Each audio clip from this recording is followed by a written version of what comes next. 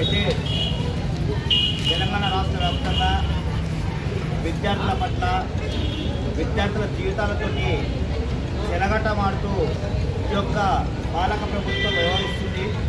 తక్షణమే గతంలో నుంచి కాకుండా ఈసారైనా ఎంఈ ఆఫీస్ నుంచి పాఠశాల వరకు కూడా పుస్తకాలు ప్రభుత్వమే తరలించాలని తెలియజేస్తున్నా. అదేవిధంగా ఏదైతే 9వ తరగతి చదువుతున్న 5 మంది విద్యార్థులకు ఒక రోడ్డు ప్రమాదంలో గాయాలైనారు కాబట్టి వాళ్ళకు ప్రభుత్వమే ఆదుకోవాలి.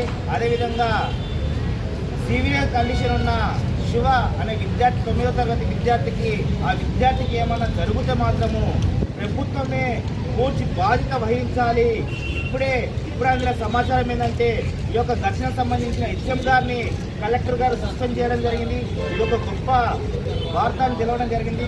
కాబట్టి ఇలాంటి ఘటనలు నాగర్కర్నూలు జిల్లా వ్యాప్తంగా అయినా సరే, తెలంగాణ రాష్ట్ర వ్యాప్తంగా అయినా సరే ఇలాంటి ఘటనలు జరగకుండా చూడాలని తెలియజేస్తూ ఈ యొక్క అవకాశం ఇచ్చిన అధ్యక్ష వర్గానికి సిగరెట్లు ఆటో యాక్సిడెంట్ అనేది ఒక దురదృష్టకరం. ఎందుకంటే చదువుకునే విద్యార్థులను అక్కడ ఉన్నటువంటి